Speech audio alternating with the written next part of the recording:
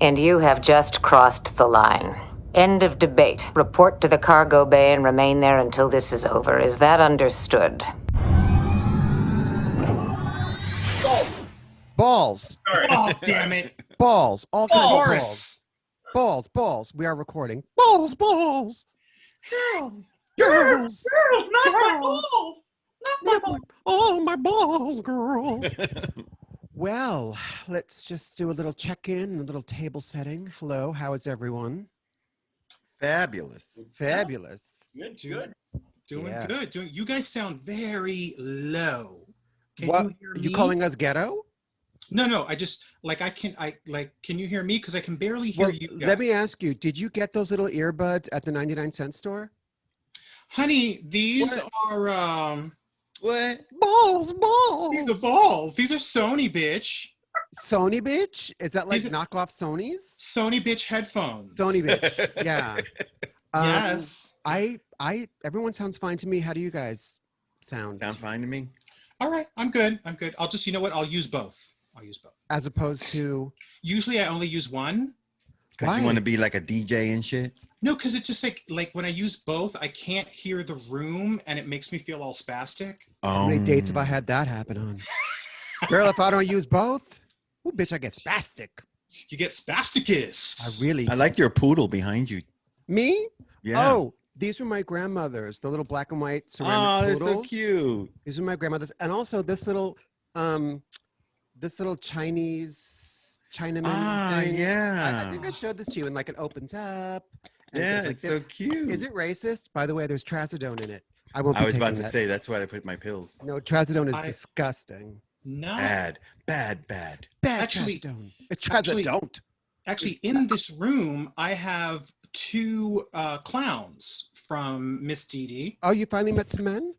And she gave me two of her leftovers because, you know, Yeah. Miss Dee Dee, like, she was 100, but she was getting some, honey. Yeah, She was getting it in. Dee Dee was my grandmother. Miss Dee Dee. Yeah. And but I have two of her clowns. They're super evil. I chose like the two most evil clowns of her collection. Yes. And they're sitting right over there with the rest. I didn't take any of the clowns. I got the little poodles. Of course, I have her kitty cat. You know, I have her womb chair and other paintings and whatnot. And you know what? Dee Dee was somewhat of a Trek fan, as it turns out. Was she? Original series, of course. I mean, the woman was 100, so. She was actually 100. She was literally 100. Yeah. Literally 100. Like Betty White just turned. Yeah. Yes. Betty's yes. 99. Oh, she's 99. 99 and a half won't do. Wasn't that a freestyle jam? It is. Sing it. It was 99 and a half won't do. Yeah, that's exactly it. That's exactly it. Also, there was Agent 99, portrayed by the fabulous Barbara Feldman. Oh. In Get Smart. Feldon. Feldon. She wasn't Jewish, darling. She wasn't. A lot of people made that mistake. Agent 99, darling. Before we get into the meat of the episode, let's address Dan about something. I think I know what's coming, but I'm feeling very Betazoid right now. I'm feeling pain. Are you sensing something? I'm sensing pain. Where is the trading card, Dan? Tomorrow. Monday. Ooh. I just finished putting together, we have like 10 new cards, and I wanted to be able to start another, like every day a new card. Oh, okay. That's what we did for a while, but then other things happened, so I couldn't keep up with it. But no, you guys are going to start things off tomorrow, the first in 10 new ones, and then I still have another dozen or so that I still have to work on. But yeah, Fire Chakotay will be kicking off the next round of Gaze in Space trading cards. Nice. Oh, I'm so excited because no shade, Jan Deevy. Hello. Marsha. But no shade. Like, but we were like, trading cards. No. I thought we got a little sneak peek. Yeah. And then what's up, yo? Yeah. But so I'm super excited. This is Fire Chakotay, the most problematic, emblematic, automatic Trek podcast in the quadrant. I am Shadiamond. And this is Miss Matinga. Booby. And joining us today, we have special guest. Dan Deevy from Gaze in fade. Woo! Also known as his alter ego, Miss Kiana Prime. Miss Kiana Kiana Prime. Prime. Yes. Darling. Yes, yes. I just need to warn you guys, Miss Kiana Prime, she ain't cute. She's not. It would be impossible for me to do drag and have it be cute. But the name is ridiculously perfect. So Yeah. say one day meet Miss Kiana Prime. Have you ever been up in drags, Miss Dan? Nope. Never? Really? I bet It's you. hard. It's hard enough for me to pull off being a boy. You want me to try to pull off being a girl? Trust. I know that one, honey. Bitch. Who's got the energy? And I also don't have I don't have the energy. I don't have the courage to do it. Like, I would be so self-conscious and nervous and like, honey, I don't have drag queen energy. listen. Oh, but you'd be surprised. They've all You'd said be that. surprised when somebody gets a good paint job done, Right. and your dress is right and the mug is right. You'd be surprised, like suddenly it just comes out. And even if you look, it's completely true. beautiful and glamorous in drag, don't let it stop you. Matinga's done it. I mean, it's, you just got to go forward with spirit. And to legendary effect, too. And to legendary effect. Now, since Dan is here, that means it is season finale time, and we are wrapping up season 5 of Star Trek Voyager with the first of a 2-part episode called Equinox. Yes, because everybody knows that the best gym in outer space is located on Voyager. And they shady. Ooh, honey, that gym, the aerobics at that gym. Mm-hmm. Mm-hmm. So, but just real quick, it is we're covering season 5, episode 26, Equinox. It debuted May 26 of 1999, and it was directed by David Livingston. Miss Livingston, darling, I presume. Yes. Yes. No relation to Jenny. Jenny Livingston? Yes. Probably hello. not. No. Yes. But honey, because I think there would have been a little bit more voguing on Voyager, which is the one thing I think Voyager was missing. And mopping. Well, maybe they'll A do little a spin-off mopping. Star Trek Voyager. And Well, the crew of Equinox is quite shady, so maybe they did mop some stuff. well, They sure enough did. they in sure the- enough in the- did mop. But they did. So there was mopping. There was mopping. So clearly they're labejas. Hello. So let's kick it off. Clearly Voyager has gotten a new hairstylist on board because Notice that. Because B'Elanna's rocking like a little curly action that looks tired. Oh, It looks so tired. like that's the kind of Gilda that Miss Kiana Prime be rocking. Now I yeah. think with the makeup it Yeah. kind of is not so bad. you're all soggy lasagna and shit. That's the name of Kiana's first show. Soggy lasagna and shit. Hello. Yes. Coming soon to Pieces on Christopher Street. The episode actually opens with a crew that is not Voyager. The episode opens on the bridge of another Starfleet. Is this the wrong show? Am I watching Deep Space Nine? Am I watching something else? Because, on Voyager, there's only one Federation ship that we ever see. So when it opens on the bridge of another starship, you're kind of like, whoa, what's going on here? And they're being attacked by these aliens that come through these subspace fissures and attacking them. John Savage plays the captain, Captain Ransom. Oh, honey, I pay that ransom. Yes. Right? Like that. He's one of those actors where as soon as I saw him on the episode, I thought, of course, he has to play a Star Trek character because he is such a great actor. He's delicious. He has such like presence and power, and he ain't afraid to go big. In that first I was scene, counting on that one. Journeyman actor. Journeyman. John Savage, the Deer Hunter. What else was Hair. he? Deer Hunter. Hair. He played Claude Bukowski in Hair, looking so cute. he also played a terrifying pedophile on Law and Order SVU. Really? Talk about like polar opposite performance. Yeah. Oh. Yeah. Dude, Ooh. Oh my. Thank you, Kiana. Ripped right from the headlines. And I just want to say that I thought Matinga, I thought you would take the lead on this intro because the word fissures came up, and I know you have some experience with that. Lord knows something be coming out of my fissures, something girl. alien and horrendous. Looking like Green Suck Goblin. the life But right out of you. That Oh. dies right away when it hits the Earth atmosphere. Making that high-pitched sound. But something about me dies a little bit each time as well. Exactly. Yeah. So Dan, as you were I saying, do want to say real quick though, Yeah. I do want to say real quick though that really nice work by Titus Welliver as Second Officer Burke and also Olivia Birkeland as Engineer Marla Gilmore. Really some good guest stars. Burke's Like- eyes had me. Oh, so and also Burke, Titus Welliver has been in everything. wait, is he the dude- Lost, Transformers, everything. is he the one that looked like the brother on Everybody Loves Raymond? Oh, Sort of, that- kind of, but much cuter. I wasn't feeling it. Oh, Yeah. I was feeling it. I'd sooner do Marla. No, I wasn't. You mean Marla Gibbs? I mean Marla Gibbs, honey. Yes, I know you Lester. did. Lester, where's Brenda? Okay, so You'd rather do Brenda. Miss Regina King, Yes, honey. I'd rather do Pearl. Oh, Sit in that honey, whole window. honey, you become Pearl. I am so Pearl, girl. After those things attack you, you turn into Pearl. You know the most exciting thing I've done this weekend? I bought a bird feeder to hang it out the window to entertain my cat. And then I was all happy and like, oh shit, I got a life now. Oh. All right, so Dan, by the way, she's paid it no mind and the birds aren't eating it.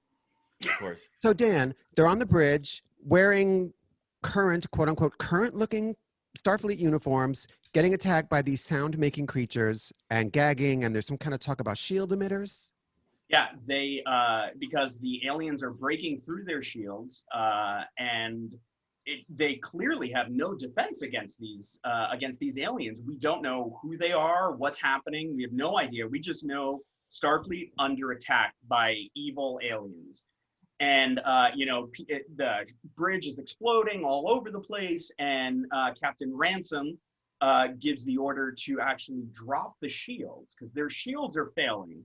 And they're screwed. The only way to get their shields back to full strength is to shut them off, basically like a PC. Like shut it off reboot and it. start it. Yeah. And so Ransom gives the order. It takes 30 seconds to get the shields back up.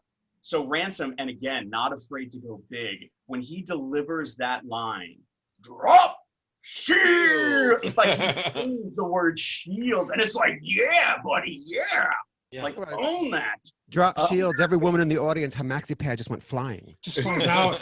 Across the room, yes. And at some point, doesn't one of the crew members get like his face sort of smushed by the alien?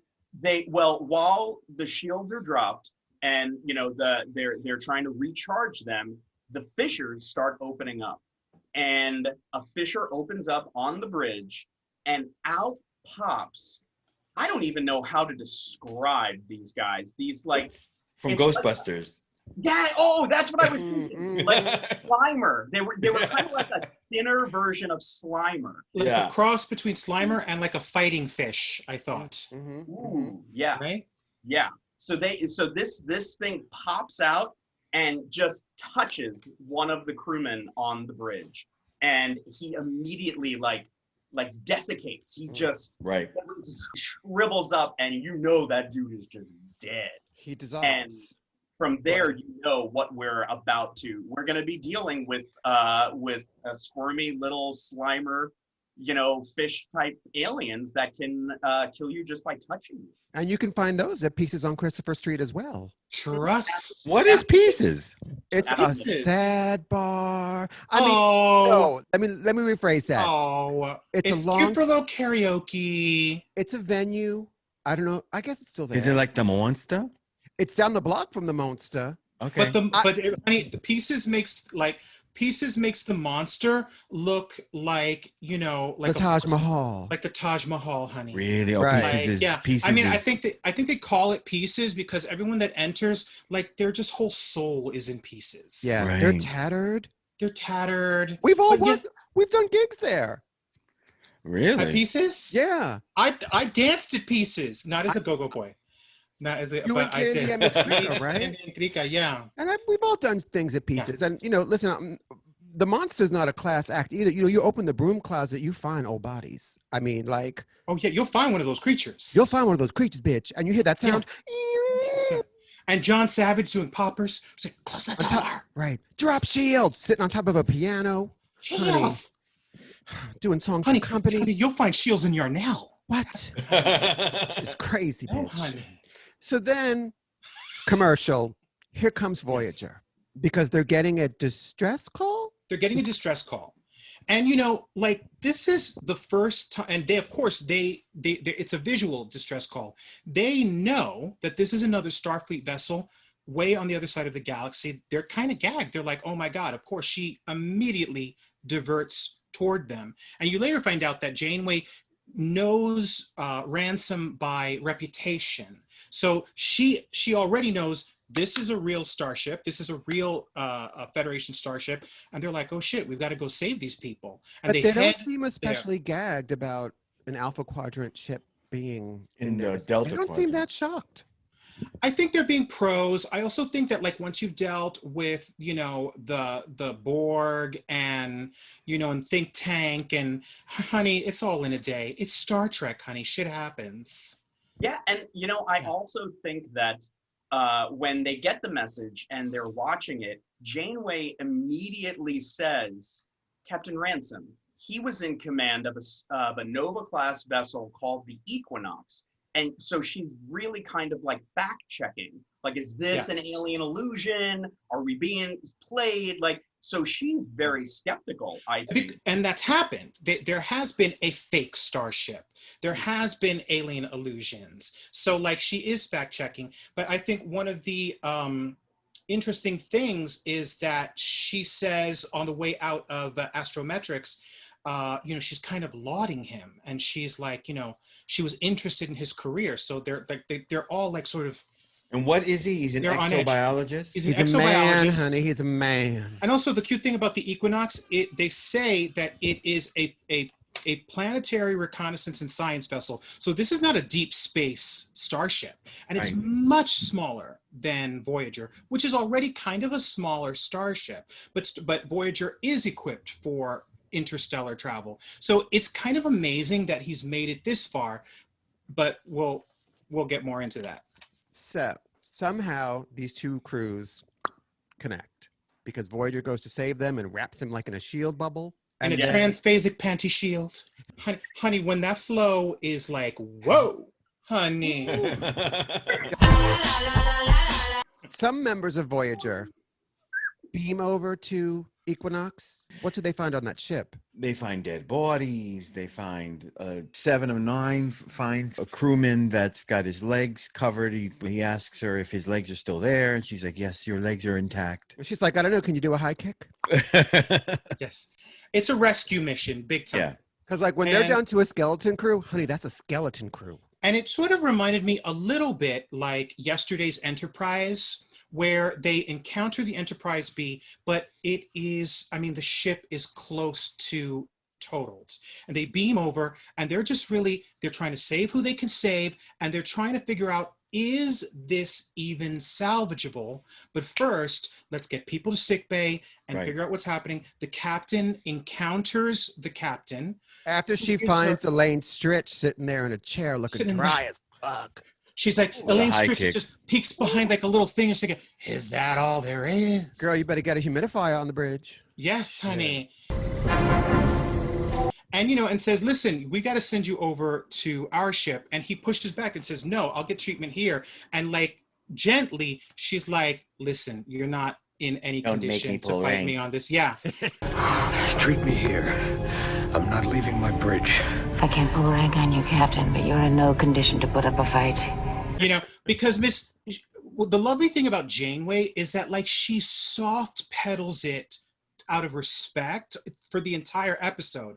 But honey, when she's got to bring down the hammer, she takes Bang. no prisoners. She's Right. like, what? And I just love that about her, because I think men think that they can get away with shit because she's a woman, and they can't. There's some gendery Such a stuff great- happening in this episode. She's such a great captain. Dan, who does Chakotay find? He finds in, I think it's engineering, right? He finds the blonde. Pathetic ass Marla. Marla, who I actually loved, and I loved her too. Can I just say I was very disappointed that we never saw her again. Like, she's on the ship. She's on the ship. This is jumping ahead to the end of the second part, but she's supposed to be there. And it's not like she could rotate out and is now working at a star base. It's like she's there. Right. Why didn't we get to see her? I'll say this about Marla. I haven't seen part 2 of this in years and years and years. I'll watch that right before we get to it in a couple of weeks. I had so many issues with Miss Marla. Is she the one that was throughout the entire episode? Yeah, the blonde. That she was gagging. Gotcha. First of all, you cowering under some debris, girl, waiting for a man to. You're not Sleeping Beauty, bitch. You ain't. I mean, you ain't not the Princess and the Pea, okay? Chakotay has to pull over this metal thing. He practically has to offer her a Chakotay. This is like a Chakotay. A Chakotay. Because she's like sitting there like in her own fluids. Honey, like when your flow is so heavy, you have a vision quest. When your flow is like, whoa. Oh, a Chakotay. Girl, your spirit animal, bitch. She's a tampon. But like. That's all about the coochie moya, isn't it? Honey, Honey, her coochie was much too moya. Much too moya, darling. But she's like waiting for a man. Also, we find out later she has claustrophobia. How is she in Starfleet? She has claustrophobia. Oh, maybe during the time that she was out there, it got worse. You know, like I had issues with Miss Marla. But leave Miss Maples alone. I like Miss Maples. Don't get me wrong. I thought the character was really interesting and actually was one of the only characters that really warranted my sympathy, even though her moral compass is shot. Yeah. Because even after she gets to Voyager and she's kind of, you can see that she is regretting the actions that they've taken on Equinox, she still does some messed up, morally compromised stuff. Not a hair out of place, though. Not a hair out of place. Yeah, and so like, even though I did feel bad for her, I was like, yo, but in the end, you still kind of like did all these horrible things. But you know what? It was a complicated, interesting character. Yeah, and I would like to see her again. I'm not slamming the actress, and I enjoyed the character. I'm just saying I had, in universe, I had issues with her even being there. Like, and also, isn't she an ensign? No, she's a chief engineer. Oh, okay. All right. But I think I might not have really noticed the cowering thing with her because right before that, crazy-eyed old white guy in the blue pops out and is like, "We're under attack! We're gonna die!" Oh yeah. Yes. So I thought, we're all gonna die, man. She is super well adjusted compared to that nutcase. The one that Neelix finds. Yeah. Yes. Looking like Jason Bateman on crack. It's just like, how is Encino Man on this ship? I know, right? Yeah, but he's freaking out, yo. He could use some trazodone. Shit. And you never see him again either. No. Maybe he's dead. Who knows? So they rescue the remaining crew of Equinox. They're all hanging out on Voyager. Janeway's hair looking real cute. And they're like having sort of a memorial for the people that they lost. And I hear Trixie the Trouble. Yeah, give me 1 second. I'm sorry. Sorry about that. Trixers. Can you believe the nerve of that bitch, honey, having her dog in the background? Talk about our trading cards coming out tomorrow, huh? Well, let's take this moment to pay some respect to the pictures that Matenga has on the wall behind her. I see Wonder Woman, and is that Chaka Khan? Is that Janet? Janet Jackson? It's Janet. It's Janet? Wow, with the big hair. Yeah, Janet with the big hair. Janet looking real sexy. Looking absolutely sexy. And also, you can't see it because it's too far away, but there is a nipple ring going through her nipple and through the shirt. Like you can see the nipple. It cut through the blouse. Word. I think it might be on purpose, but she looks so. I love Miss Janet. I think it would have to be on purpose because wouldn't they notice it when taking the picture? Yeah. But it's very like. Did she get another nose job? She did. Janet? She got one more nose job. Almost non-existent now. It's very, and I don't mean this like, it's very, it's very Asiana, and I'm not feeling it. No, she's it's very Michael. She's still totally beautiful, but she didn't need it. Asiana? No. It's like, you know what? It's like the nose job that, what's the other sister, the one that we met? Latoya? It's very Latoya. And It's too much. Girl, it's too much, girl. Well, when I met LaToya, she did look Asian, and I said to her, "Goodbye, yellow bitch hoe." Yes. You should You're have. going to hell. No, I'll say Girl. this about LaToya. Girl. LaToya had the softest skin I've ever experienced because I was standing right next to her, and it was summer. And we were both sleeveless. Her skin was so soft; it was like supernatural. It was unreal. But she also You know had, what? Why? Oh, no, that's the other sister. She had crazy vibes. Like Well, total crazy she was vibes. afraid of me. Well, first of all, both Brian Yeah. Mills and I were super drunk and stoned, and I was using a British accent for some reason. Yeah. And I think she was a little afraid. Yeah. It But was let's at get that back to place. Voyager. It was at 250 Fifth Avenue. 255th, yeah. Which, I love that place. Her book launch. I didn't even know how the hell we got in. Anyway, Back to Voyager. so I totally forgot where we were and who we were talking about. Oh, They yeah. were saying goodbye to all the members that they'd lost. Right. And no They had shade that. to Trixie, your dog, honey, at all. Yeah, sorry. She has gotten, so you guys remember she's a rescue. So when we Yes. first got her, it was a month before she made a single sound because she was Wow. so scared and so unsure. But now, girl She is lets loose. comfortable. Oh. Place. Honey, God bless. That's what we love. That's what we want to Okay. hear. You know what's good? You know what it is? It's probably like you've been spending a lot of time at home, as we all have, and then they get used to having you at home, and that actually can make dogs it gives them anxiety. Because even if you're not in the same room, suddenly they go, where's daddy? Where's daddy? Right. I know that I'm like that with men, that if they're not in the same room and I'm dating them, I'm like, excuse me, where's daddy? And suddenly you're like moaning and peeing on the floor. Finally, you start barking. I start barking. Yo, He hits me on the nose with a newspaper. if you met My a daddy, no. Oh my God! Do you remember that book called "Looking for Mr. Benson"? I didn't. Do you guys- And it was like this, no, "Looking for Mr. Benson." It was a late '70s BDSM gay novel, and there was No. some nonsense about he would make his sub kneel on the floor and you'd have a dog bowl. I don't know why, but he just did. That's a topic we should cover at some point. But let's get back Yeah. to Star Trek Voyager. Yeah, Okay. it's a little afield of Star Trek Voyager. Although I'll tell you this, honey, if John Savage wanted me to eat dog food out of a bowl on the floor and use a wee-wee pad, I would do it. Bitch, if Jessica Savage wanted you to You eat did dog it food out of the yesterday. floor, you would have done it. Yes. Talking about Savage. Dirty. pose. All right, let's get back to it. So, anyway, so they're saying goodbye. So they're saying goodbye to their dead crew members. That's a really not nice way of putting it. Somebody else take over. So they have their memorial service. It's somber. Yes. It's very real. And then they get on about the business of, trying to see, can they salvage the Equinox? And why are these aliens attacking? So they break up into groups. Burke is going to work with Seven and Tuvok and work on this transphasic shield generator that they think may, keep the aliens from attacking them. We don't know why yet the aliens are attacking. But first, Burke has a cheeky moment in the mess with B'Elanna, Kim, and Tom, who is clearly jealous, and he presses up on B'Elanna, right away. BLT. Max. I tried to say hello in sickbay, but you were sedated. I remember. I thought I was dreaming.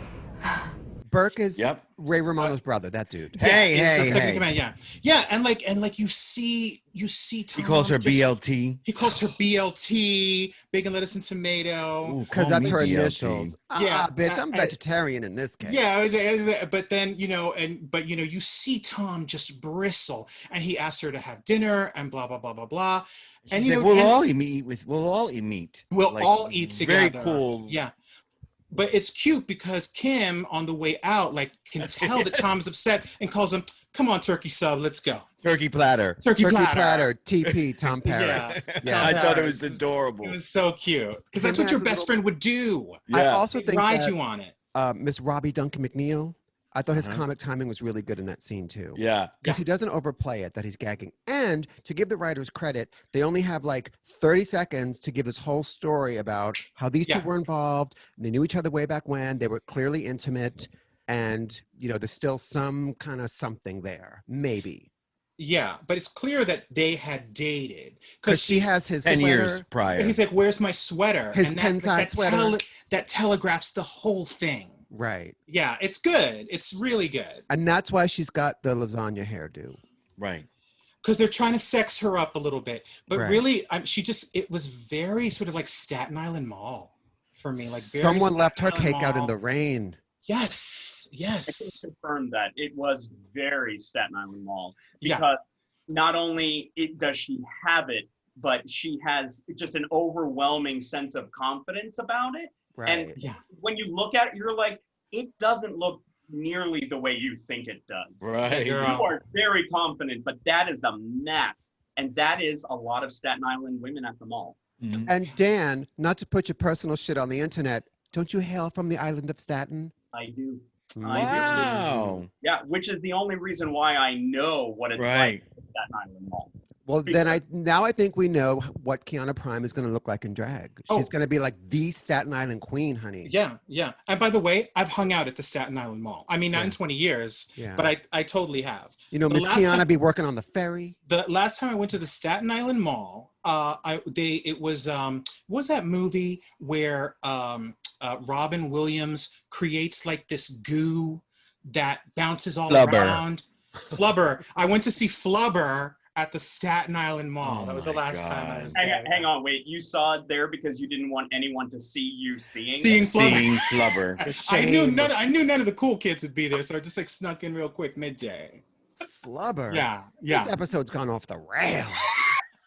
Okay, so Burke and BLT make plans to meet later. And back to Savage, Captain Savage, what's his name? Captain Ransom. What's Balana's middle name? La. Balana Torres. Because it's BLT. I think it's Lana. Oh, Torres. but right. Yeah. I Right. think, But maybe her middle name is Lana. Lana Torres. yeah. Balana Torres. Lana Torres. That's Balana Del very Rey Puerto Torres, Rican. honey. Balana That Del is- Rey Torres, darling. Have you met my daughter, Lana Torres?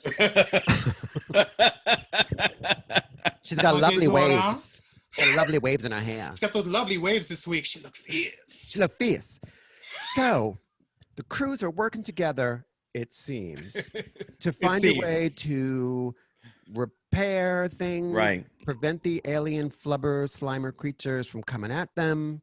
Yeah, And and we meet up in Astrometrics, Mhm. and it's the captain, both captains, 7 of 9, and 1 or 2 other people, and they come up with this idea of this multiphasic shield grid that would protect both ships because 7, of course, it's 7, is able to figure out that the fissures can be blocked by using this multiphasic shielding. And they go about getting that done.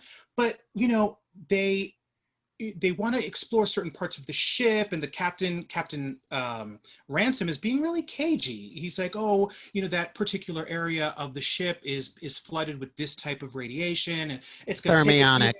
thermionic radiation. But like right away, I felt like something's off here. They're holding something back. And you don't they feel have the a little- caginess. Handsome Ransom and Janeway have a little sookie about who's on top, right?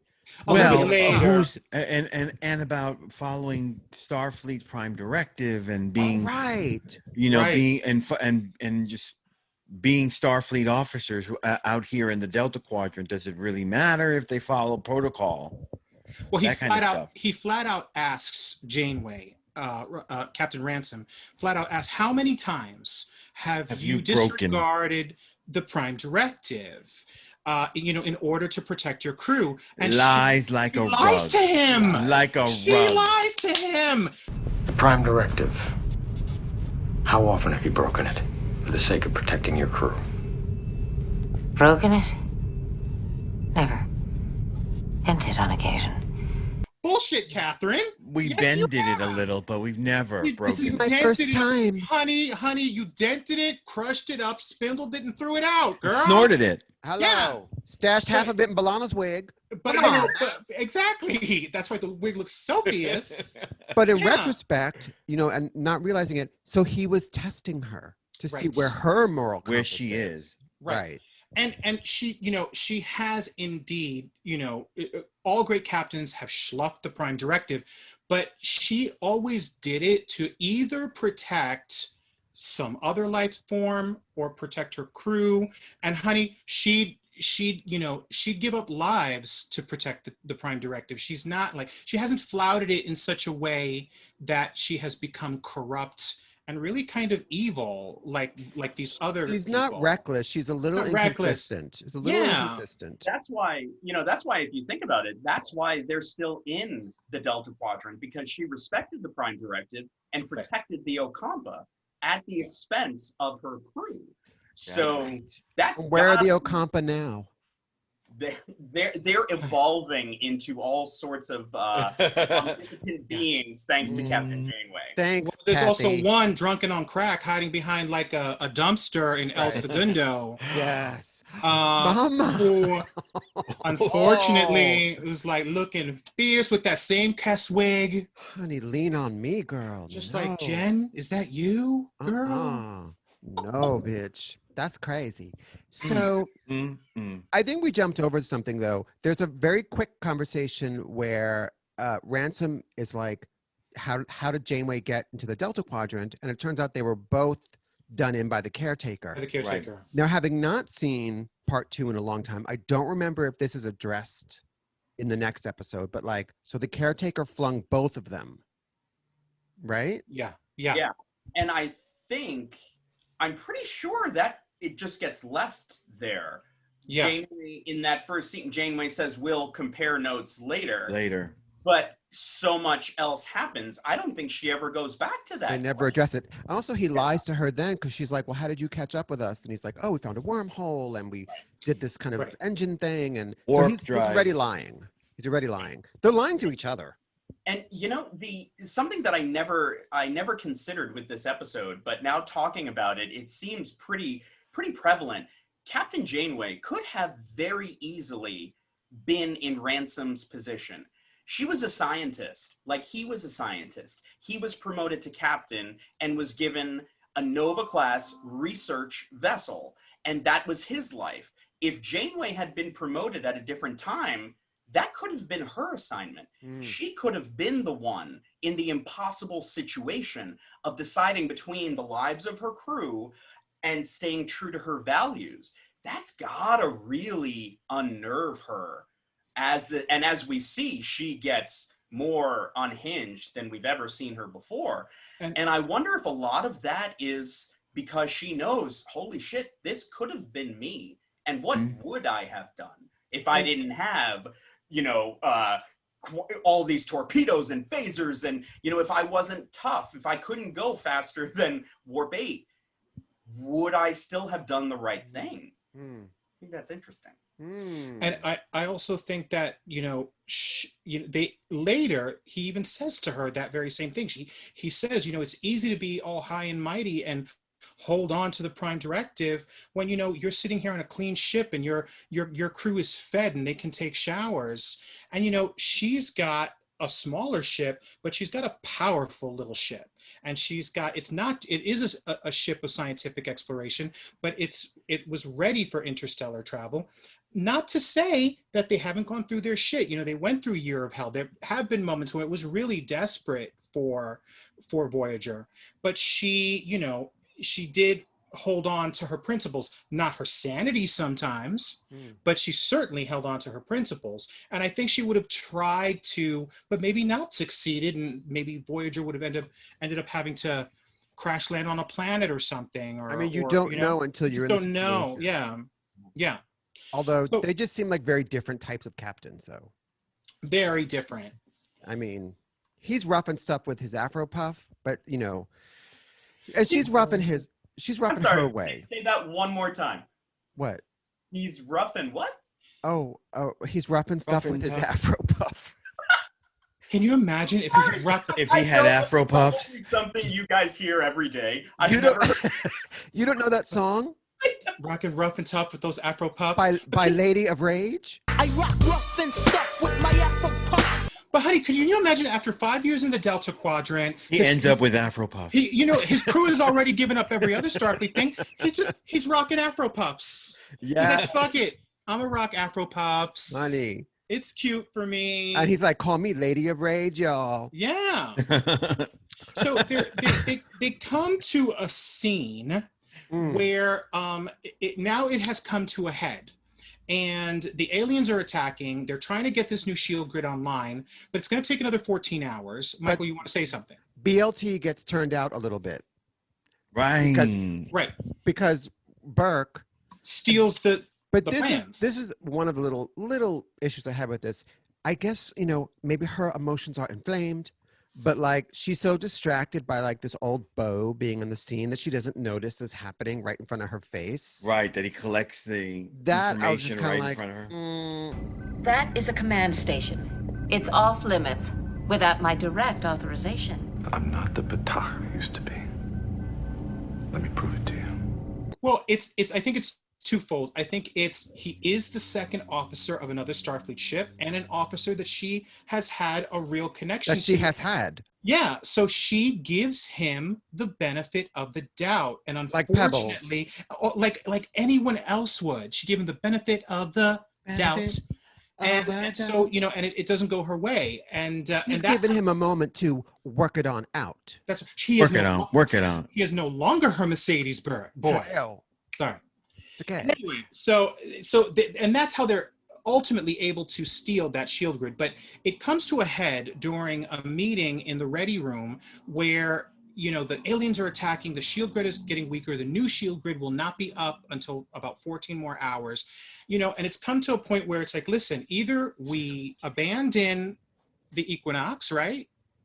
Or why are you gagging, Sam? Why are you gagging? I'll have to take this out, but when you said shield grid, I just sort of like some kind of protection against like that really early version of AIDS. Oh, mama. The shield grid. Mama. I'll take it out. All right, girl. Wowza! Go into the bathhouse, bring some shield grid. Honey, bring that shield grid. Shield grids. Anthony, please continue. For gay-related immunodeficiencies, you bring that shield grid.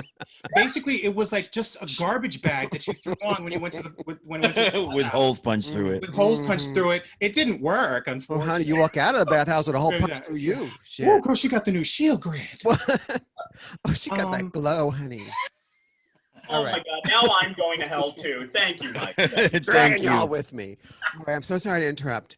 Okay. Continue. So it all comes to a head in the ready room. They're having a meeting, and it's like, listen, either abandon the Equinox for now, just for now, so that we can close our shields around Voyager, because it's too much to try and protect both of the with our minimal shield grid right here. It's too much. And of course, Captain Ransom pushes back. He's like, no, I'm not going to abandon my ship.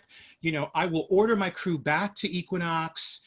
And, and then this is the moment where Kathy, she gets involved, and it's like, it was coming to this, and still she's like, she doesn't want to pull rank, and she doesn't want to undermine him in front of his crew. Why? Because she's, not only is she a great captain, but she's such a decent, humane being. But he pushes back and says, well, I'll just order my crew to da-da-da. And she's like, but you know what? I'm the one who's really in charge because my ship is the more viable and the more powerful. Per the Starfleet rules, Starfleet code. Yeah, right. so she's now decent, but she looked it up ahead of time. In a combat situation involving more than one ship, command falls to the vessel of tactical superiority. I looked it up this morning. Good thinking. And because she probably knew, she's probably faced this her entire career, men trying to push back at her. And she's got to be strong. And, and she pushes back at him. He pushes back. And then she's like, no, I don't think so. I don't think it's my so. way. You know what, Matinga? I think you just figured out how this entire two-part episode could have been solved, which is the idea, which they don't say, of, hey, everybody, come on Voyager. Let's get those shields up and operating. The Equinox is still there. As soon as we're ready to save the Equinox, we'll go back and save the Equinox and salvage the Equinox. It was never suggested. It was always, no, we make our stand here, implying that Equinox was going to be destroyed or whatever. When the truth is, if they had just gone with that, there would have been no need to steal the shield emitter and to mutiny and to blah, blah, blah. So, So why are they in such a rush? because the aliens are pushing against the shields, and the shields are getting weaker and weaker. And already, they had already had that moment in the mess hall where Chakotay and lead engineer Gilmore and Miss Kim were Marla. talking, Miss Marla were talking, and she's like, listen, there's not enough dilithium really to salvage, but why don't we take this and this and this? They were already sort of picking through it was already kind of like, listen, your ship's sort of a loss. It is a loss. Yeah. So let's get what's important. Let's pull she mentioned a couple different things, including like a transceiver, kind of like their version of an Oculus. Where you could see stuff. And so already, you could tell that that's the way the wind was blowing. But Ransom, being a fucking Ahab, a Captain Bligh, and also, just being so corrupted that he wants to get back to his ship, and nothing matters, including the safety of everyone on Voyager.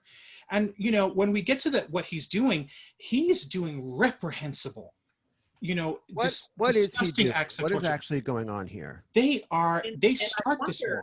Matinga, I wonder if part of the urgency on the Equinox side is that they are going to be discovered. Their shenanigans are about to be uncovered by Voyager. And he knows, based on Janeway, they are not going to stand for that shit. So they are forced to act now or end up in the brig. The jig is up because, in one of the next scenes, they send the Doctor over, who discovers the whole drama. Because Seven figures out that it's the crew of Equinox itself that is creating the radiation in that lab to keep everybody out. Right. And that's why they send the Doctor over. And who discovers that? Miss Seven. What would they do without Seven? Seven.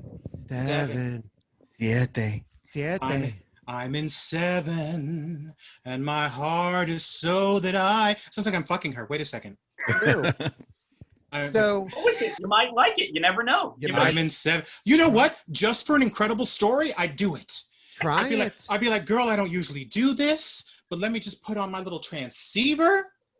And your shield protector. And get this shield grid over here. Bitch, she would leave you with a fissure, honey. I'll put the shield grid on you first. Yes. Right. Yeah. Right. And Giant so dental now dam. shit's going down. So Ray Romano's brother... This is an amazing podcast. Isn't it fabulous? Thank you, darling. So Ray Romano's brother is stealing the shit right out from under BLT's nose. Marla, when she's not having panic attacks in the turbo lift with Chakotay. Emergency stop! If you don't mind, I think I'd rather take the Jeffries tube. I could use the exercise. By the way, is Chakotay trying to pick her up? I felt it. I felt that she felt him more than... Because all of his scenes were with her. Yep. Yeah. Right? I felt something happening between them. Okay. And then you got Miss Thing with the high kicks, the legs, the black dude, was working with Seven and Tuvok? Right, yeah. Okay. Yeah, but now it's going down, and they're going to make their move. But not before Janeway figures out, oh, shit, they're evil, and puts them in the brig. Now, but now, just to come back just a little bit, the Doctor goes over to discover what's going on. He does discover what's going on and reports back to the Captain. The Captain sends him back over to download all the files, but the files are encrypted by their EMH, who of course looks like Dr. Zimmerman. All the EMHs at this point in Star Trek history look like Robert Picardo. However, they have removed the ethical subroutines from their EMH. Their EMH is evil. Shady. And shady. And but the Doctor's kind of shady too. Yeah. And once that EMH figures out that that the Doctor can actually travel and actually sort of have an existence, he's like, bop, and steals, mops his thing, his 29th century mobile emitter, knocks her with a sock full of nickels, takes her mobile emitter. Yeah, but not before letting her know, oh, they deleted my ethical subroutine, bitch. Feel it, boof. Guess what? And switches place, because now the Doctor has seen that they're doing experiments on these flubber slimer creatures. What are these experiments that they've been doing that the other holographic Doctor has? They by accident found out that if you separate these little Slimer beings from their dimension long enough, they die, and they can be converted into energy. Yeah. For the warp field. And they've killed dozens, and they need to kill dozens more. And the remaining crew of Equinox, they're all in on it. They all know. They all know about it. They're all in on it, and they hedge. And after they hatch their evil plan, like the Gilmore and the African American ensign, they hedge a little, like they push back a little, but very little. Very little. Very little. And you know what? They're putting Voyager in like severe danger.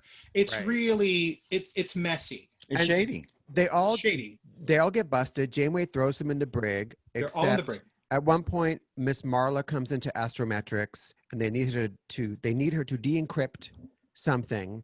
And she does. And she has some whack explanation about, I tried not to think followed about orders. Yeah, I was just following orders. Okay, Miss Nazi.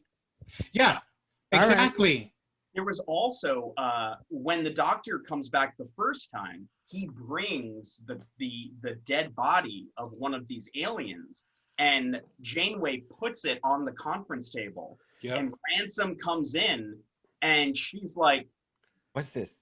And then it's on the table, and it's suddenly like, "And I'm here." And Ransom's like, "How the hell did you get Elaine Stritch at this late date?" And Janeway's like, "'Cause I followed the Prime Directive, bitch." Yeah.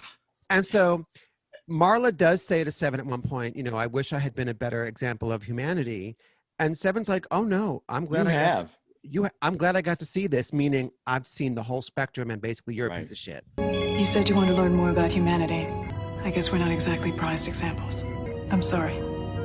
On the contrary, you've taught me a great deal.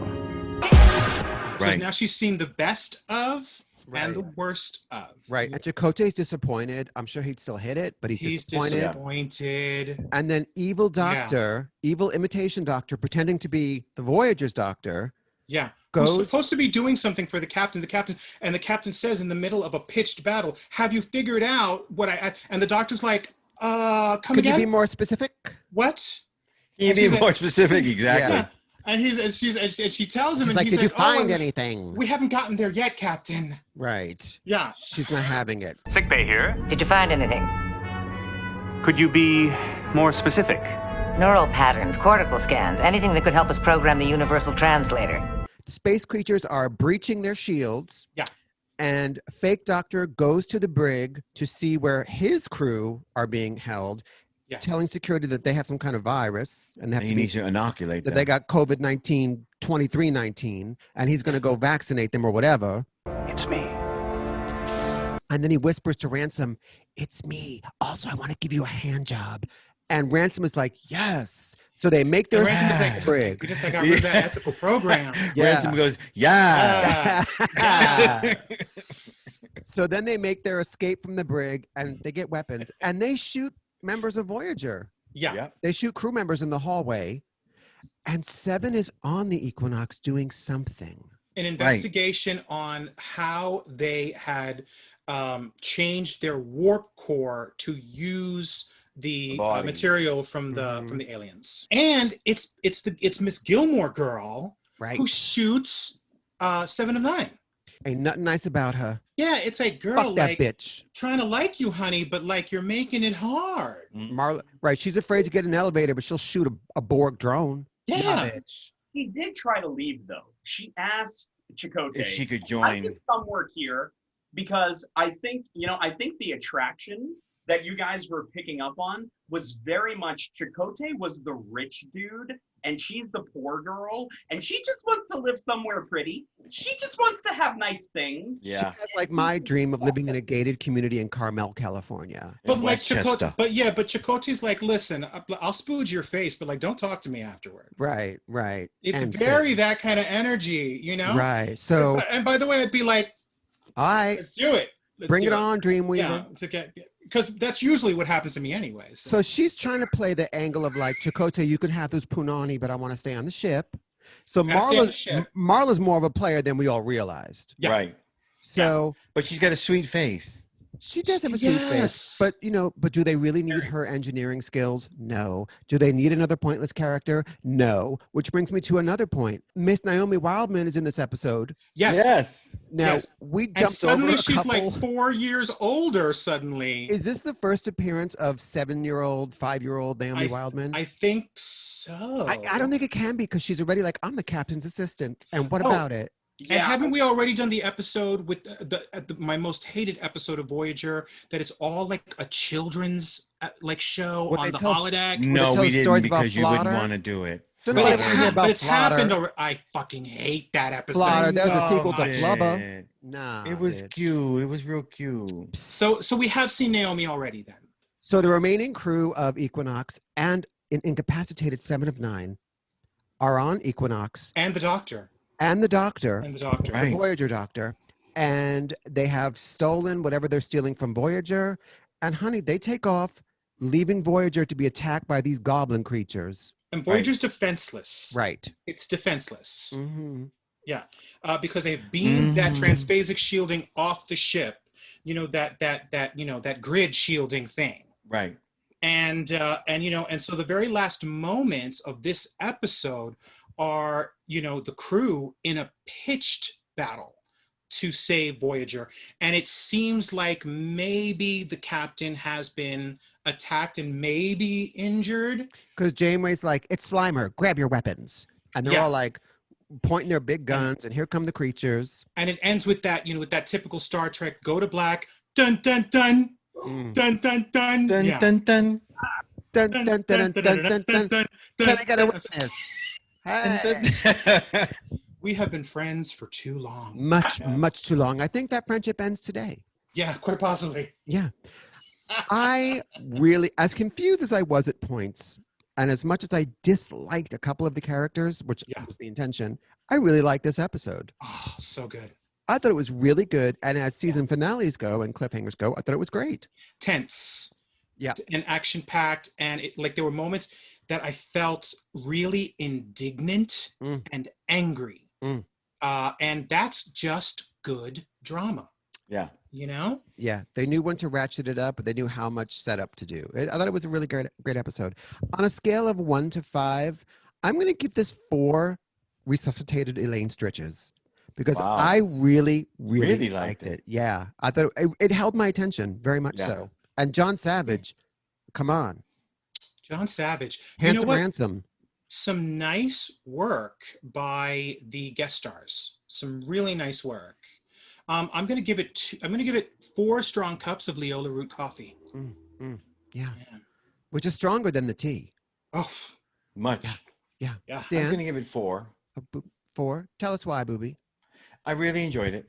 Can you be more specific? Burke rock-socked my world. Did he? I thought Burke was cute too. I don't know, his eyes. I was just like living. Yeah. I think I just didn't like his voice. I didn't like his voice. I don't know. I just didn't feel that passion. Like when he comes up to BLT and Harry and Tom in the mess hall. Oh, I felt it. Nah, I was like, ain't no contest. Tom could do me right here on this table. Knock those fruits and vegetables right on off, honey. You want BLT? I'll give you BLT. Bitch, luscious. Try. Hello. Come on, Tom. Bring it on home, Tom. Oh, Lord. I didn't feel him looking like Lurch. All right. So and Dan. Okay. So I also love this episode. Thought it was so great that they ended the season by seeing another Starfleet ship and humans were there. And are they good? Are they bad? I thought it was really well conceived. I enjoyed that episode much more after I saw the second part. I feel like it's one of those episodes that would have been better served to have been one long, 2-parter all at the same time. But that having been said, I cannot possibly give it less than 4 Miss Kiana Prime weaves. And that shit is that's worth at least $1.80. Those Delta Quadrant Kiana Prime weaves, they're worth their weight in latinum. Girl, the edges are tight. The edges are tight. So Quark sells them. So this got a 4 from all of us. Yeah. Oh my God, is this the first time we've all had the same? The first time. I think so. It's a consensus, yes. Yeah. Which goes to show how good an episode this was. Yeah. It was really, really good. Let's talk about Gaaays in Space for a second. How can people find out more about Gaaays in Space and all the wonderful things that you do? Well, you can find us on the Facebook, the Twitter, the Instagram, and our name is the same, at Gaaays in Space, 3 A's in Gaaays, 3 A's in Space. 3 A's in gay, 3 A's in space. And if you want to get more into Fire Chakotay and all the madness that we do, get into the links that are in the description below, because I can't read them all out because I'm dehydrated. But we got merch. We've got other podcasts that are cute. We're doing our thing. We're doing our thing, all 4 of us. Yeah, so come back in a couple of weeks, I'm guessing a couple of weeks, when we do part 2 of Equinox on Star Trek Voyager, which is the kickoff to season 6 of Star Trek Voyager. Well, that brings us to the end of another exciting edition of Fire Chakotay. This is Mike Diamond. This is Miss Matinga. This is Booby. And special guest, Dan Deevy of Gaaays in Space.